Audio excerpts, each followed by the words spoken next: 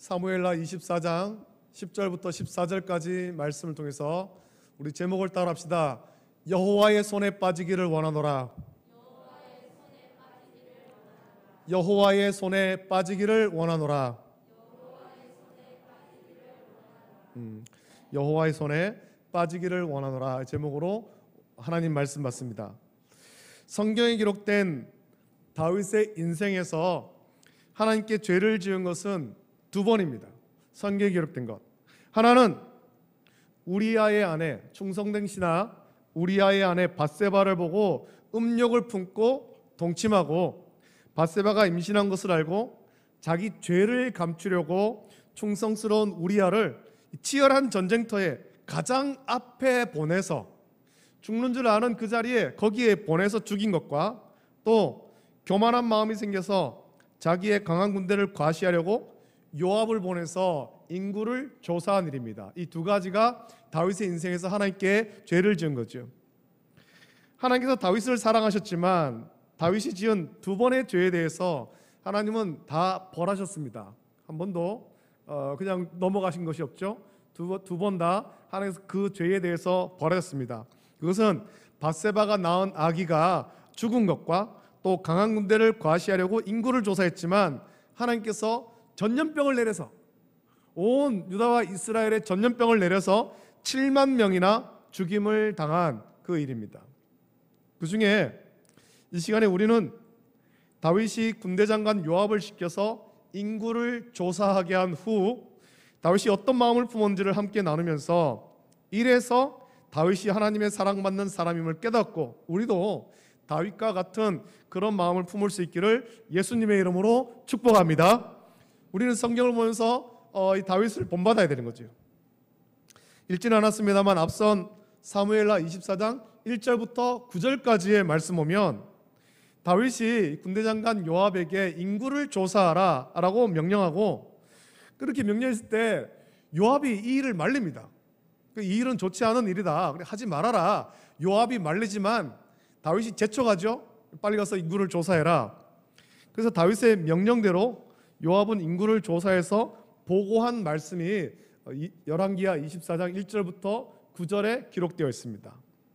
먼저 1절 말씀 보면 우리 읽지 않았습니다만 1절 말씀 보면 이해하기 조금 어려운 말씀이 있습니다. 그 말씀에 여호와께서 여러분 그 문장을 잘 이해해 보십시오. 여호와께서 다시 이스라엘을 향하여 진노하사 그들을 치시려고 다윗을 격동시키사 가서 이스라엘과 유다의 인구를 조사하라 하신지라 말씀합니다. 문장을 잘 이해하셨습니까? 이 말씀만 보면 하나님께서 이스라엘 향해 진노하심이 먼저입니다. 하나님께서 진노하신 거죠. 하나님께서 화가 나셔서 다윗에게 인구를 조사해라 라고 격동시켰다라는 것입니다. 인구를 조사한 게 다윗이 하나님은 그러지 않은데 다윗이 인구를 막 조사한 것이 아니라 이 문장을 놓고 보면 하나님께서 다윗에게 인구를 조사하게 시켰다라는 겁니다. 그렇다면 오늘 우리가 읽은 말씀과 이후의 말씀 보면 다윗이 그렇게 인구를 조사한 일로 하나님께서 이스라엘과 유다의 백성 7만 명을 죽이신 일이 너무 어처구니 없는 일 아니겠습니까? 하나님께서 인구를 조사를 시켜놓고 하나님께서 그걸 가지고 너 죄지었다 그렇게 해서 7만 명을 죽였다, 이게 앞뒤가 안 맞는 말이고 굉장히 어처구니 없는 일처럼 그렇게 들립니다. 그런데 이 말씀을 좀 오해가 없도록 읽으려면 역대상 21장 1절의 말씀을 같이 좀 읽어야 되는데 두 말씀을 같은 맥락에서 좀 읽어야 됩니다. 두 말씀은 분명히 다르게 기록되어 있습니다. 다르게 기록되어 있지만 이거 같은 맥락으로 이해를 해야 됩니다. 그리고 역대상 21장 1절 말씀 보면 사탄이 일어나 이스라엘을 대적하고 다윗을 충동하여 이스라엘을 계수하게 하니라 말씀합니다. 같은 사건인데 사무엘하에 기록되어 있는 말씀과 역대상에 기록되어 있는 말씀의 주체가 조금 다르게 기록되어 있습니다. 두 말씀을 좀 분별 없이 읽으면 오해할 수 있습니다. 하나님과 사탄을 같은 존재로 오해할 수도 있다라는 겁니다. 이 분별 없이 읽으면, 영적인 분별력이 없이 말씀을 그냥 읽으면, 사무엘하에서는 하나님이 시켰고 역대상에서는 사탄이 그렇게 시켰으니까 그러면 두 존재가 같은 것 아니냐, 영적인 분별력이 없으면 그렇게 오해한다는 거예요. 사무엘하의 말씀은 다윗의 그 오만한 인구조사가 다윗과 이스라엘에게 영적인 각성을 주기 위해 하나님께서 주도적으로 일하신 것으로 보아야 됩니다. 그 말씀 무슨 말이냐면, 지금 다윗과 이스라엘이 영적으로 무뎌져 있다는 거예요. 민감하지 않다라는 거죠. 민감하지 않다. 영적으로 민감하지 않다라는 것은 하나님과 교제가 온전히 이루어지지 않고 신앙이 바르지 않다라는 겁니다. 그래서 그런 상황 가운데 하나님께서 영적인 각성을 일으키기 위해서 벌하셨다는 거죠. 하나님께서 주도적으로 일하신 거예요. 그래서 사무엘하에서는 다윗의 인구조사의 주체를 하나님이라고 말씀하고 있죠.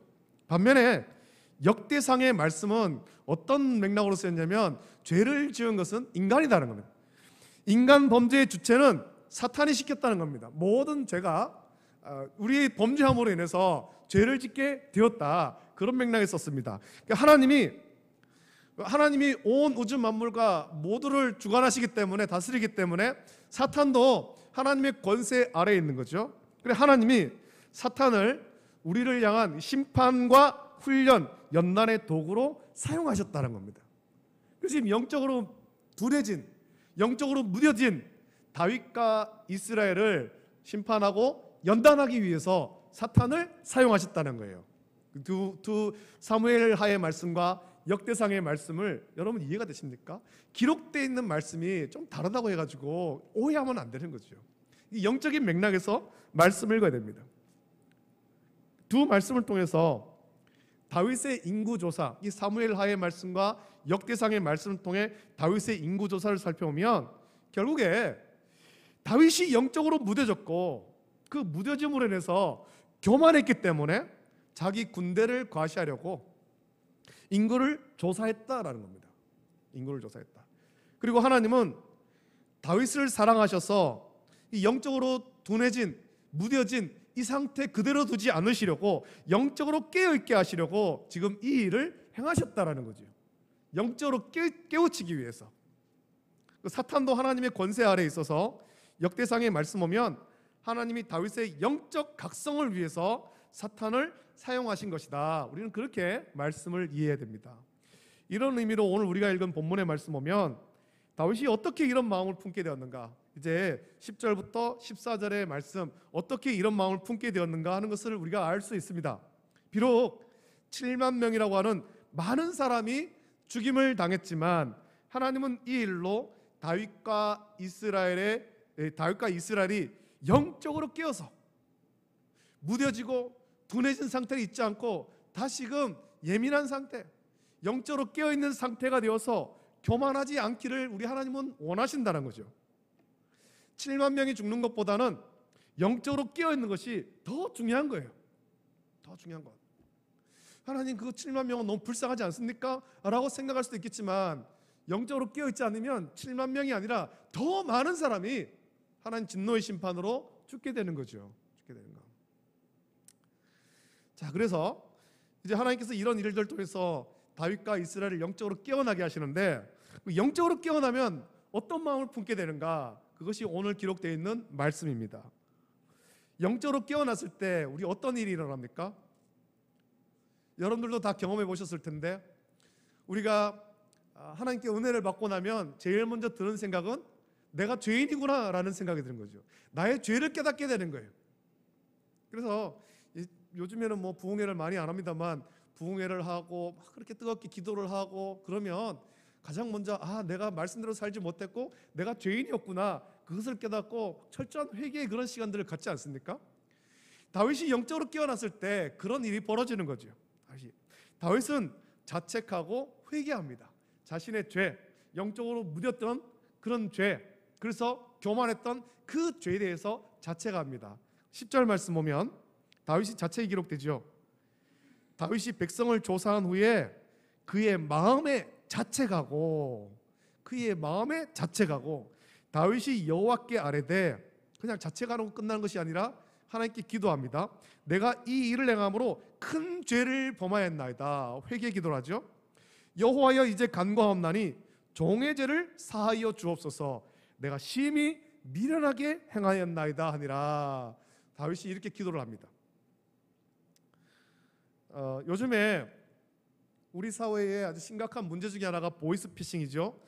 보이스피싱이라고 하는 아주 심각한 그 범죄가 있지 않습니까? 보이스피싱 대상에는 예외가 없습니다. 예외가 보면은 뉴스에 보면은 다 연세가 많으신 분들이 보이스피싱 당해가지고 통장에 있는 돈 다 찾아가지고 어디 사물함에 갖다 놓고 그런 뉴스만 나옵니다만, 연세 많으신 분들만 그런 게 아니에요. 젊은 사람도 가릴 것 없이 다 보이스피싱의 대상이 되는 거죠. 젊다고 내가 그런 것에 안 걸린다 장난 못하는 겁니다. 사기꾼들이 사람을 속일 때 다 드러나게 합니까? 안 그래요. 교묘하게 속이지 않습니까? 그래서 젊은 사람도 어린 사람도 보이스피싱에 다 당하는 거죠. 누구나 보이스피싱에 걸리지 않는다라고 자만하면 안 됩니다. 여러분들도 여러분 휴대폰에 오는 전화, 문자 이런 것들 잘 분별해야 됩니다. 이게 나를 속이려고 하는 것 아닌가 분별해야 되죠. 이 보이스피싱은 주로 전화나 문자로 사람을 미혹하죠. 그래서 자발적으로, 이게 중요하지 않습니까? 자발적으로 자기의 소유를 넘기게 만드는 거예요. 자발적으로 통장에 있는 돈 다 찾아가지고 사물함에 내가 갖다 가져가세요 하고 딱 넣어놓는 거잖아요. 이 자발적으로 그러잖아요. 자발적으로. 아무리 대학교를 졸업하고 똑똑하다고 해도 보이스피싱 당하는 사람은 나오기 마련이에요. 나는 절대로 그런 거 안 당한다. 내가 그렇게 어리석게 그런 거 속나 싶지만 그런 일이 우리 주변에 일어납니다. 왜? 여러분 생각해 보셨습니까? 아니 저 사람은 왜 보이스피싱 당했지? 보이스피싱 당한 사람은 왜 당할까? 또 보이스피싱 당한 사람 중에는 그걸 깨닫고 난 다음에 굉장히 심한 자괴감에 빠지게 되죠. 자기는 절대로 보이스피싱 당하지 않을 줄로 생각했는데, 나는 아주 현명하게 대처할 줄로 알았는데 자기가 보이스피싱 당했다라는 사실 때문에 자괴감이 빠지는 거예요. 내가 그렇게 어리석었나? 내가 그렇게 아둔했나? 그래서 자괴감에 빠지는 겁니다. 여러분 보이스피싱을 왜 당할까요? 왜 당할까요? 사기꾼한테 왜 속을까요? 생각해 보니까 이런 것 같아요. 사기를 당한다든지 보이스피싱을 당한다라는 것은 결국에 하나의 원인이 있습니다. 그 원인은 뭐냐면 욕심에 눈이 어두웠기 때문이에요. 욕심에 눈이 어두워서. 그래서 이성적 사고를 못하는 거예요. 야, 내가 지금까지 모아놓은 이 재물 이거 한 번에 빼앗기면 어떡하나. 이 욕심에 눈이 어두워지니까 이성적 판단을 못하는 거죠. 이성적 판단 못하고. 당신 명의가 도용됐습니다. 그래서 그게 가짜인 것을 확인하려면 당신의 통장에 있는 돈을 찾아서 어디다 갖다 넣으십시오. 야, 이거 뺏기면 어떡하지? 이것도 잃어버리면 어떡하지? 욕심에 눈이 어두우니까 이성적 판단을 못하고 거기서 시키는 대로 그대로 하고 있더라는 겁니다. 한마디로 욕심에 눈이 어두워서 분별력을 잃어버린 겁니다. 분별력을.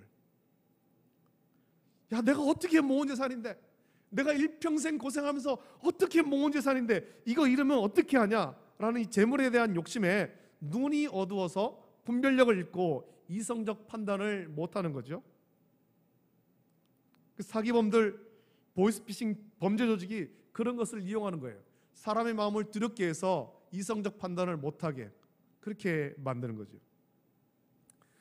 욕심에 눈이 어두워지면 우리는 바른 판단을 하지 못하게 됩니다. 미련하게 되는 거죠. 분별력을 잃어버리게 되는 거예요. 다윗을 보십시오. 다윗이 밧세바를 보고 음욕을 품고 동침할 때, 그리고 또 사무엘하 24장에서 인구를 조사할 때 다윗의 삶을 보면 근심이 없습니다. 모든 것이 평안할 때였습니다. 너무 평안하니까 헛된 것에 욕심 부리기 시작한 거예요. 그것이 그를 심히 미련하게 만든 거죠. 다윗의 인생을 좀 보면 다윗이 사울 왕을 피해서 막 들에서 지내고 요새에 지내고 그렇게 지낼 때 다윗은 어떤 삶을 살았습니까? 도망다니는 아주 피곤한 삶이지만 영적으로 치열한 삶을 살았을 때입니다. 영적으로 굉장히 민감할 때였습니다. 그의 부하들이 사울왕 동굴에 들어온 그 사울왕을 죽이자고 할 때도 다윗은 그 사람들의 말에 흔들리지 않은 거죠. 하나님이 뜻대로 한 겁니다. 영적으로 민감할 때였습니다. 영적으로 삶은 고단하지만 영적으로 민감했습니다. 모든 일에 기도하면서 하나님 뜻을 구했습니다. 그런데 유대와 이스라엘 왕이 되고 이제는 모든 그 전국을 다 통일해서 왕이 되고 더는 전쟁터에 나가지 않습니다. 요압과 그의 다른 장관들, 다른 충성된 부하들은 싸움터에 나가서 싸울 때 다윗은 편안하게 왕궁에 있는 거죠. 그 소식만 듣고 있는 거죠. 전쟁의 소식. 요압과 다른 군사를 보내놓고 자기는 왕궁에서 평안하게 있습니다. 더는 치열한 영적인 삶을 살지 않는 거죠. 몸이 편안해지니까 영적으로 둔해진 거예요. 그러자 이 다윗은 육체의 정욕에 사로잡힌 거죠. 여인을 보고 음욕을 품고 죄를 지은 겁니다. 인구를 조사한 것도 똑같습니다. 주변의 대적을 다 물리치고 이제는 평안한 삶을 사는 거죠. 이제는 전쟁이 없어요. 그래서 다윗은 영적으로 무뎌지게 된 거예요. 자기의 강한 군사력을 자랑하고 싶은 마음에 인구를 조사한 것입니다. 영적으로 믿어지니까 마음이 교만해지고 그래서 인구를 조사해라. 싸움터에 나갈 군사가 얼마가 되는가 한번 조사해봐라 라는 거죠. 내 군대가 얼마나 강한가 한번 조사하자라는 겁니다. 다윗은 육체의 정욕과 자기 권세를 자랑하는 욕심에 눈이 어두워서 그만 영적인 분별력을 잃어버린 겁니다. 몸이 편안하니까, 육체의 삶이 평안하니까 영적으로 민감한 삶을 살지 않고 그래서 육체의 정욕, 권세, 명예에 사로잡힌 거죠. 그래서 하나님께서 다윗의 이런 상태, 영적으로 둔해진 상태, 이런 상태에서 영적 각성을 위해서 다윗을 격동시키셔서 인구를 조사하게 한 거예요. 네가 의지하는, 네가 자랑하는 그 강한 군대 내가 일순간에 멸해버리겠다라는 거죠. 하나님의 사랑과 은혜로 영적으로 각성했을 때 가장 먼저 떠오르는 것은 내 죄가 무엇인지를 깨닫는 거예요. 그리고 죄를 회개하고 하나님께 용서를 구하죠. 그리고는 자기가 심히 미련하게 행했다라고 고백하는 겁니다. 그냥 죄를 지었다고 고백하며 회개하는 것이 아니라 내가 영적으로 무뎌지고 미련하게 행했다고 고백하며 회개하는 것입니다. 회개하는 것. 한국 교회도 지금 이런 영적인 각성이 좀 필요할 때가 아닙니까? 한국 교회가 아주 영적으로 민감하던 그런 시기에는 교회가 성장하고 부흥했습니다. 그런데 어느 정도 살만하기 시작하니까 우리의 삶이 평안해지기 시작하니까 우리의 신앙생활이 점점 나태해지기 시작한 거죠. 영적으로 둔해진 겁니다. 수요일 예배 나오는 성도가 점점 줄어들기 시작하고 금요기도에 나오는 성도가 줄고 새벽기도에 나오는 성도가 점점 줄어들고 교회에 찬송 소리가 없어지고 기도 소리가 줄어들기 시작하는 거죠. 육체의 삶은 편해지는데 영적으로 둔해지기 시작한 거죠. 영적으로. 그게 우리의 복이 아니거든요. 그건 우리의 복이 아니에요. 다윗에게 복된 시간은 육체의 삶은 고단했을지라도 영적으로 민감했을 때입니다. 하나님과 가까이 할 때였습니다. 그때 다윗은 오히려 행복했을 때예요. 그런데 다윗이 육체의 삶이 평안해지고 근심 걱정이 없어지니까 영적으로 둔해지면서 하나님과 교제하는 것이 점점 멀어지고 육체의 정욕에 사로잡히고 명예에 사로잡히고 둔해진 거죠. 죄를 범하는 것입니다. 한국교회도 지금 그런 상태는 아닌가? 한국교회까지 걱정을 안 하더라도 우리 스스로의 상태를 돌아보십시오. 내가 지금 그런 상태는 아닌가? 영적으로 둔해진 상태는 아닌가? 하나님과 친밀하게 교제하는 것을 가까이 하지 아니하고 다른 것을 더 가까이 하고 있지는 않는가? 자신을 돌아보십시오. 우리 영적으로 둔해지면 육체의 정욕에 사로잡혀서 죄를 짓게 되는 것입니다. 우리는 그렇게 되어서는 안 되겠죠. 하나님의 은혜로 영적 각성이 일어나면 그동안 자기의 욕심, 육체의 정욕과 권세를 자랑하며 살았던 것이 얼마나 이게 영적으로 미련한 일이었던가 하는 것을 깨닫게 되는 거예요. 내가 세상에서 재물을 많이 모으고 명예를 많이 얻고 권세를 얻고 그게 행복한 것이 아니라는 것을 깨닫게 되는 거죠. 그거는 굉장히 미련한 것이었고 내가 하나님과 가까이 하는 것이 오히려 더 행복한 일이었다. 그걸 깨닫는 것입니다. 저와 여러분은 영적 삶을 살아야 되는 사람입니다. 우리 영적으로 민감해야 될 사람이에요. 영으로 계신 하나님과 교제하며 우리는 영적인 삶을 살아야 됩니다. 말로만 우리가 영적 싸움을 싸운다 그렇게 할 것이 아니라 실제로 그렇게 살아야 되지 않습니까? 하나님과 친밀하게 교제하는, 하나님과 친밀한 교제가 무엇으로 나타납니까? 우리 예배와 기도와 찬송으로 나타나야 되는 거지 않습니까? 예배와 기도와 찬송. 근데 그것을 하지 않으면서 예배도 나오지 않고 기도도 하지 않고 찬송도 부르지 않으면서 난 영적으로 살고 있습니다 말할 수 없는 거죠. 우리가 비록 육체를 가지고 육체의 삶을 살지만 하나님은 우리가 육체로만 살기를 원하지 않으시고 거룩하게 구별된 영적 삶을 살기를 원하시는 거예요. 그 영적인 삶이란 하나님과의 친밀한 교제입니다. 하나님과의 친밀한 교제.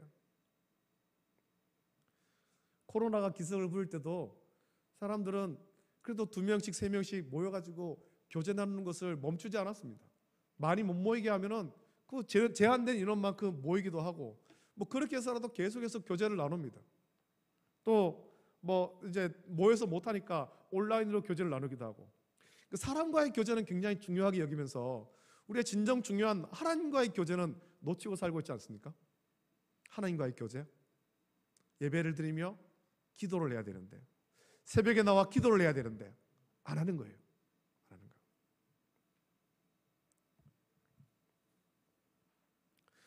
우리가 뭐 여러분들이 직장생활을 하고 그러면서 오후 늦게 퇴근을 하고 또 새벽기도 나와가지고 기도하는 것 정말 힘든 일이죠. 힘든 일입니다. 피곤한 일입니다. 하지만 우리가 살려면 깨어 기도해야 됩니다. 기도하지 않으면 우리 영은 점점점 무뎌지고 육체의 정욕대로 죄를 지으며 살 수밖에 없는 거예요. 그것은 하나님께서 원하시는 삶이 아닙니다. 우리에게 허락하신 복된 삶이 아니라는 것입니다. 저와 여러분들이 육체가 좀 피곤하더라도 기도하는 것을 놓지 않는 저와 여러분 되기를 예수님의 이름으로 축복합니다. 기도를 해야 됩니다. 기도해야 되는 거. 육체로만 살지 않고 영으로 계신 하나님과 교제하며 거룩하게 구별된 영적 삶을 사는 것, 그것이 성도의 삶이며 그것이 성화의 삶인 거예요. 그냥 가만히 있는다고 성화되지 않습니다. 주일날 예배드리러 나왔으니까 성화되겠지? 아니에요. 치열한 영적 삶을 살아야 되는 거죠. 치열한 영적 삶. 이것이 무뎌지지 않도록 늘 깨어 근신하고 기도해야 되는 것입니다. 여러분들 집에 주방에 가면 다 칼이 있지 않습니까? 요리를 할 때 칼을 쓰잖아요. 근데 칼을 쓰면 오랜 시간이 지나면 칼날이 이가 나가고 무뎌지게 됩니다. 그럼 그걸 뭘 자르려고 해도 안 잘려요. 요리할 때 힘들죠. 뭐 채소 같은 거 부드러운 것은 금방금방 잘려도 질긴 고기 같은 거 자르려면 안 잘려요. 무디면. 그럼 어떻게 됩니까? 갈아야 되잖아요. 갈아야 돼요. 무뎌진 칼은 쓸모가 없습니다. 다시 사용하려면 무뎌진 칼날을 날카롭게 예리하게 갈아야 돼요. 우리가 하나님이 기뻐하신 뜻대로 살며 하나님의 영광을 위해 살려면 말씀과 기도로 우리의 무뎌진 영성을 예리하게 갈아야 되는 것입니다. 여러분 그냥 무뎌진 채로 그냥 그렇게 살지 마십시오. 새벽을 깨워서 기도하고 하나님 말씀을 끊임없이 묵상해야 되는 것입니다. 그 묵상하고 그 말씀을 내 삶 속에 적용하면서 살려고 무던히 애를 써야 되는 거예요. 성령의 도우심을 구하면서 무던히 애를 써야 됩니다. 성령의 도우심을 구해야 되죠. 날마다 구해야 되죠. 그래야 우리는 예리한 영성으로 살아갈 수가 있는 거예요. 그 예리한 영성을 가져야지만이 이 치열한 영적 싸움에서 승리할 수 있잖아요. 무뎌진 칼날로 도대체 누구하고 싸우겠다는 겁니까? 무뎌진 칼날로 무슨 영적 싸움에 승리합니까? 절대로 못 이기죠. 예리하게 갈아야 되는 것입니다. 예리하게. 다윗은 회개함으로 무뎌진 영성을 예리하게 갈았습니다. 무뎌진 영성을 회개함으로 예리하게 한 다윗의 그 다음을 보십시오. 하나님은 선지자 갓을 통해서 다윗의 영성이 무뎌져서 교만하고 미련하여 행한 죄에 대해서 어떻게 심판할 것을 말씀하셨습니다. 하나님은 다윗에게 세 가지 선택지를 주셨습니다. 이 중에서 하나를 선택하라는 거죠. 내가 너에게 세 가지를 보여줄 텐데 이 중에 하나를 선택해라.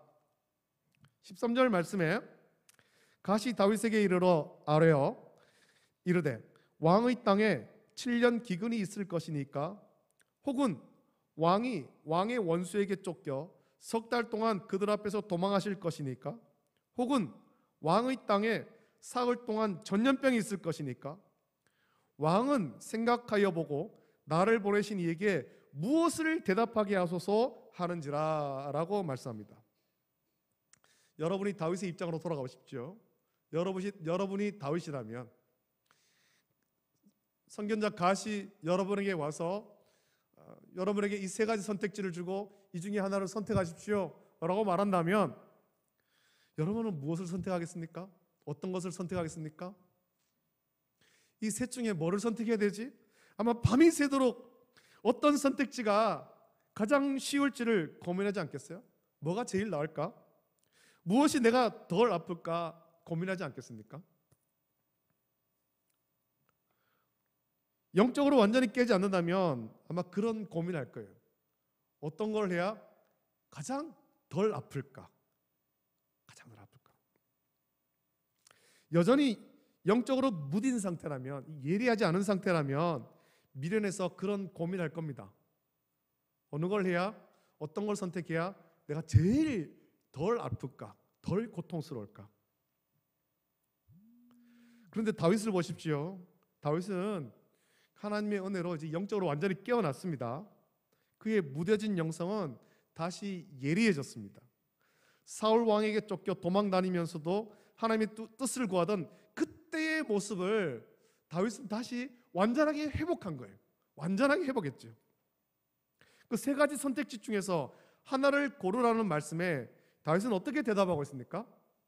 14절 말씀 보면 우리 14절 말씀을 같이 한번 읽어보겠습니다. 다윗의 그 깨어난 영성 그것을 우리가 한번 기억을 해보면서 14절 말씀을 같이 읽습니다. 시작. 다윗이 갓에게 이르되 내가 고통 중에 있도다. 청하건대 여호와께서는 긍휼이 크시니 우리가 여호와의 손에 빠지고 내가 사람의 손에 빠지지 아니하기를 원하노라 하는지라. 아멘. 선지자 갓은 하나님이 알려준 세 가지 방법 중에 어떤 것을 선택할지 생각해보고 대답하라 라고 했는데 다윗은 고민이 되지만 주저하지 않습니다. 세 가지 중에 어느 것도 고통스럽지 않은 것이 없죠. 세 가지 모두 다 참 상당한 그런 고통이 따르는 거예요.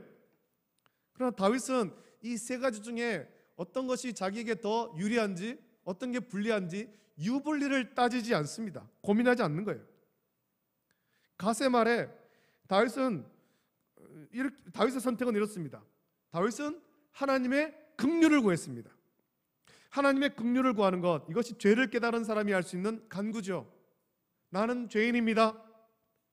이것이 나는 죄인입니다. 나를 불쌍히 여겨 주옵소서. 주여 은혜를 내려 주옵소서. 은혜를 내려 주옵소서. 주여 긍휼을 베풀어 주시옵소서. 이게 죄를 깨달은 사람이 할 수 있는 최선의 기도잖아요. 이것이 영적으로 깨어난 사람이 구하는 기도의 모습이에요. 우리의 기도는 이런 기도가 되어야 됩니다. 하나님, 나는 죄인입니다. 나를 불쌍히 여겨 주시옵소서. 나에게 긍휼을 베풀어 주시고 은혜를 부어 주시옵소서. 우리 기도는 그런 기도가 되어야 되는 것입니다. 하나님, 이것도 해주고 저것도 해주고 이거 해주세요. 그런 기도가 아니라 하나님의 긍휼을 구해야 되는 것입니다. 또 다윗은 세 가지 선택지, 선지자 갓이 세 가지 선택지 중에서 하나를 고르라고 했는데 다윗은 세 가지 선택 중에 어느 것도 선택하지 않습니다. 다윗은 이렇게 말하지 않습니까? 우리가 여호와의 손에 빠지고 사람의 손에 빠지지 아니하기를 원하노라 라고 대답했습니다. 이게 무슨 말입니까? 하나님이 처분하는 대로 순종하겠다라는 거죠. 내가 어느 것이 나에게 제일 좋을지 그렇게 고르는 것이 아니라 하나님께서 어떤 벌을 내리든 내가 순종하겠습니다. 하나님 손에 빠지겠습니다. 하나님 손이 하는 대로 내가 그대로 받겠습니다라는 거예요. 나의 유불리를 고민해서 무엇인가를 고민하고 선택하는 것이 아니라 하나님의 인도하심에 완전히 맡기겠다는 거예요. 내가 형통한 길로 나가든 혹은 사망의 음침한 길로 나가든 하나님 손에 맡기겠습니다. 그것이 다윗의 선택이지요. 하나님은 온 세상을 창조하시고 모든 주권을 가지시며 온 세상을 통치하십니다. 지금도 하나님은 우리와 온 세계를 섭리하시고 영원토록 통치하시는 거예요. 우리는 하나님의 통치 아래 있습니다. 할렐루야. 하나님 통치 아래 있습니다. 하나님 통치 아래 있으면 우리 어떻게 해야 됩니까? 하나님이 통치하신 대로 순종해야 되잖아요. 순종해야 돼요. 그게 하나님 백성 아닙니까? 하나님의 주권과 통치를 믿는다면 우리의 가장 좋은 기도는 하나님의 인도하심에 순종하는 것입니다. 시편 23편에 다윗의 그 기도, 그것이 하나님의 인도하심에 순종하는 자의 모습을 보이지 않습니까? 내가 사망의 음침한 길로 다닐지라도 해를 두려워하지 않을 것은 주께서 나와 함께 하심이니이다. 왜 저 길로 가지? 저긴 좀 위험한 길인데 목자가 왜 저리로 인도하지? 난 안 따라갈래. 그게 아니라는 거죠. 내가 보기에는 굉장히 위험한 길인 것처럼 보이지만 목자가 알아서 다 인도하겠지. 목자가 가장 좋은 곳으로 인도하겠지. 목자가 나를 사랑하는데 설마 나를 죽이는 곳으로 데려가겠어? 죽이는 곳으로 데려간다 하더라도 그 양은 목자를 신뢰하기에 따라가는 거죠. 따라가는 거. 그래서 따라가면 쉴만한 물가, 푸른 풀밭으로 인도하는 거잖아요. 하나님의 주권과 통치, 여기에 순종하는 저와 여러분 되시기를 예수님의 이름으로 축복합니다. 영적으로 깨어난 사람, 무뎌진 영성을 갈아서 예리하게 만든 사람의 마음의 모습이 이것입니다. 하나님의 인도하심, 하나님의 통치, 여기에 내가 완전히 순종하겠습니다. 내 죄에 대해서 하나님께서 어떠한 벌을 내리시더라도 하나님 내리시는 벌을 내가 받겠습니다. 하나님이 하신 대로 행하겠습니다. 그래서 영적으로 깨어난 사람은 자기의 영광을 위해 살지 않고 오직 하나님의 영광을 위해서 살게 되는 것입니다. 자기 이름을 나타내는 일, 자기를 자랑하는 일을 하지 않고 모든 영광을 하나님께 돌리는 거예요. 다윗의 범죄는 자기 영광을 구한 거였습니다. 내 군대가 얼마나 많은가? 내 나라가 얼마나 강한가? 자기 영광을 구하는 것이었는데 영적으로 깨어나고 나니까 자기 영광 구하는 것이 아니라 하나님의 영광을 구하죠. 하나님이 인도하신 대로, 하나님 처분하신 대로 내가 순종하겠습니다. 바뀌는 거예요. 바뀌는 것. 저와 여러분이 영적으로 항상 깨어있는 성도가 되기를 예수님의 이름으로 축복합니다. 예리한 영성을 가지십시오. 예리한 영성. 내 삶의 유불리를 따지며 살기보다 무엇이 하나님께서 원하시고 무엇이 하나님께서 기뻐하시는 삶인가, 그것을 우리는 묵상해야 됩니다. 우리가 말씀과 기도로 깨어있지 않으면, 또 하나님 말씀을 내 삶에 적용하려는 간절함이 없으면, 또 말씀을 듣기만 듣고 우리가 기억하지 않는다면 우리의 영성은 무뎌지는 거예요. 점점 무뎌지는 거죠. 그러면 영적 분별력을 잃고 욕심의 눈이 어두워서 육체의 정욕과 세상의 권세를 자랑하는 심히 미련하게 행하게 되는 거예요. 그러면 사탄이 미혹하는 대로 죄를 지으면서 살 수밖에 없게 되는 거죠. 우리는 그렇게 살아서는 안 됩니다. 말씀과 기도로 우리는 예리한 영성을 갖춰야 되는 거예요. 우리 뒤에 저 성경 읽기 표가 있습니다만, 1년 동안 지나가도 좀 안 올라가시는 분들은 좀 각성하십시오. 각성하셔서 성경을 좀 읽고, 나는 읽지만 저 뒤에 표시를 안 합니다, 그렇게 할 것이 아니라 읽으시면 좀 표시를 하시면서 성경을 읽으십시오. 1년 가도 성경 한 번 못 읽고 1년에 성경 읽도가는 것이 쉬운 일이 아니거든요. 하지만 좀 읽으십시오. 다 못 읽더라도 몇 년이 걸리더라도 성경은 좀 읽고 기도해야 되잖아요. 베드로전서 5장 8절에 말씀하기를 근신하라 깨어라 너희 대적 마귀가 우는 사자같이 두루다니며 삼킬 자를 찾나니 라고 말씀합니다. 말씀과 기도로 깨어 예리한 영성을 갖추지 않으면 우는 사자 같은 대적 마귀의 아주 쉬운 먹잇감에 불과한 거예요. 벌써 잡아놓은 먹잇감인 거죠. 힘들게 그렇게 달려가지 않아도 싸우지 않아도 되는 아주 쉬운 먹잇감, 벌써 사단의 발 아래 눌려있는 그런 쉬운 먹잇감에 불과한 겁니다. 예리한 영성을 가지십시오. 예리한 영성을 갖추고 하나님의 주권과 통치에 순종하여서 모든 영광을 하나님께 돌리며 살아가기를 결단하는 저와 여러분 되시기를 예수님의 이름으로 축복합니다. 아멘. 우리가 예리한 영성을 갖추기 위해서 이 찬양 같이 하면 좋겠습니다. 우리의 약함을 하나님께 고백하면서 우리는 이렇게 약하지만 우리 하나님 완전하십니다. 내가 예리한 영성을 갖추고 하나님 기뻐하신 뜻대로 순종하며 살기를 원합니다. 고백하면서 이 찬양 같이 부르고 기도하고 예배를 마치겠습니다.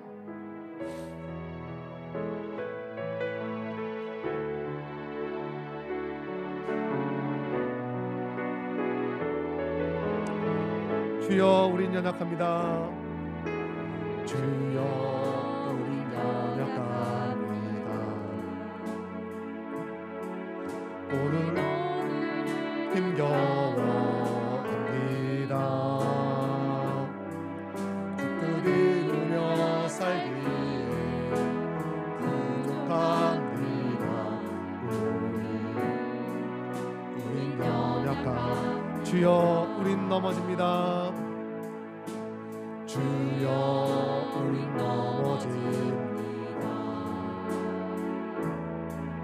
오늘 하루 또 실수합니다. 주의 긍휼을 구하는 죄인입니다. 주만 바라봅니다.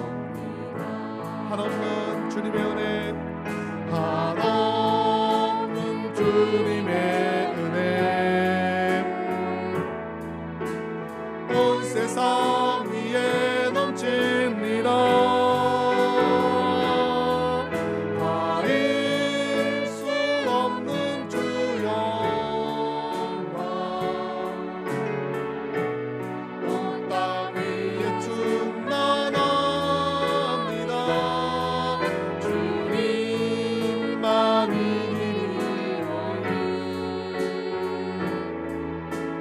우린 그 길 따라갑니다. 그날에 우릴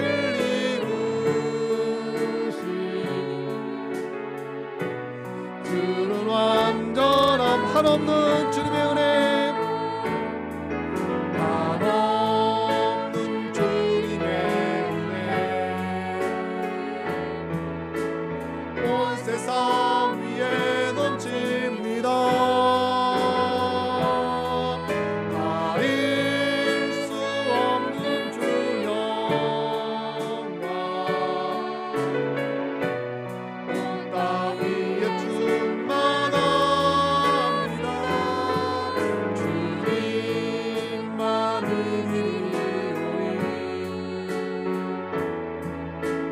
우린 그 길 따라갑니다. 그날에 우릴 이루시, 그날에 우릴 이루시 주는 완전합니다. 이제 우리 함께 기도하겠습니다.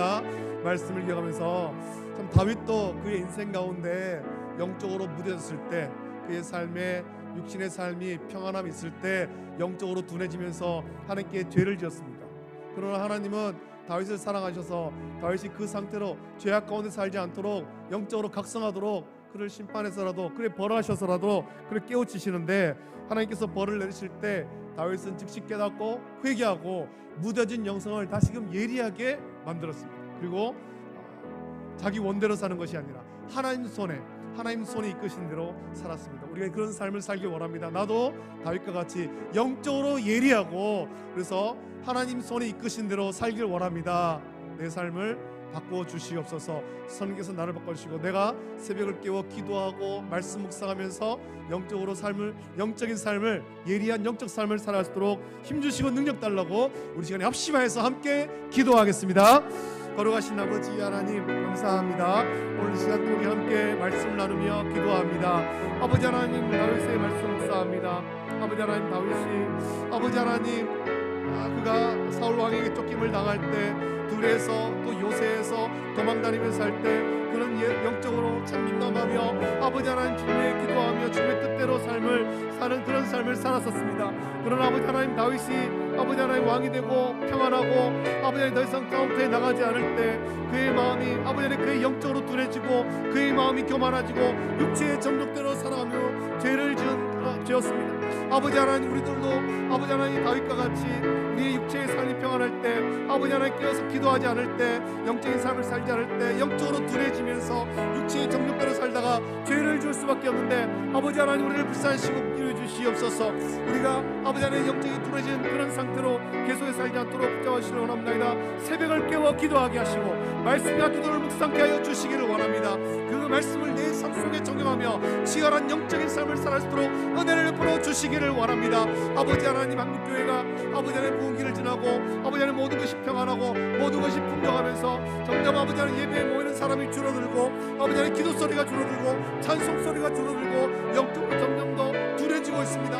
아버지 하나님 우리가 이 상태로 살지 않게 하시고 다시금 깨어서 영적으로 민감한 상태가 될 수 있도록 예리한 상태가 될 수 있도록 은혜를 베풀어 주시고 하나님 주권과 하나님 통치를 믿으며 하나님이 이끄신 대로 온전히 순종하며 살아가는 우리 모든 성도와 교회가 될 수 있도록 은혜를 넘겨 주시옵소서. 감사합니다. 예수님 감사합니다. 좋으신 아버지 하나님 감사합니다.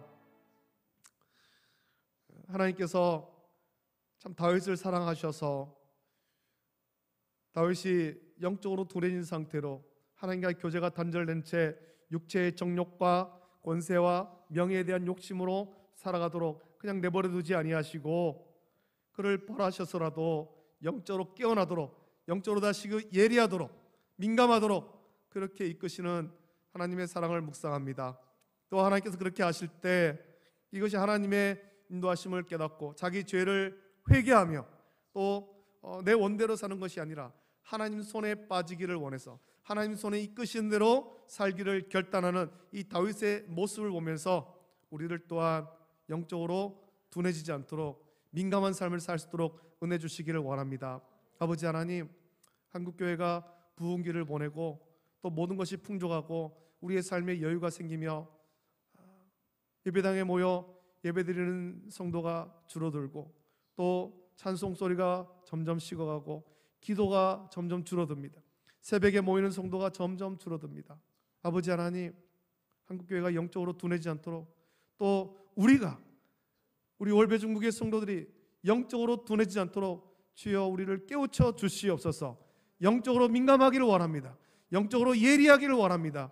말로만 영적 싸움을 싸우는 것이 아니라 예리한 영성을 가지고 이 치열한 영적 싸움에서 반드시 승리할 수 있도록 은혜를 주시기를 원합니다. 아버지 하나님 새벽을 깨우지 못하는 성도 있습니까? 하나님께서 힘주시고 능력 주셔서 새벽을 깨우게 하여 주시옵소서. 기도하게 하여 주시옵소서. 말씀 묵상케 하여 주시옵소서. 하나님 주권과 하나님 통치를 믿으며 하나님이 이끄시는 대로 순종하며 나갈 수 있도록 인도해 주시기를 간절히 소원하옵나이다. 감사를 드립니다. 이제는 우리 주 예수 그리스도의 은혜와 하나님 아버지의 다함없는 사랑하심과 성령님의 감화 역사 교통하심이 예리한 영성으로 날마다 하나님과 교제하며 하나님 뜻을 이루며 순종하며 살기를 하나님이 이끄신 대로 순종하며 살기를 결단하는 우리 모든 성도들 머리 위에 가정과 자녀와 직장과 생업 위에 이제로부터 영원토록 함께 있을지어다. 아멘.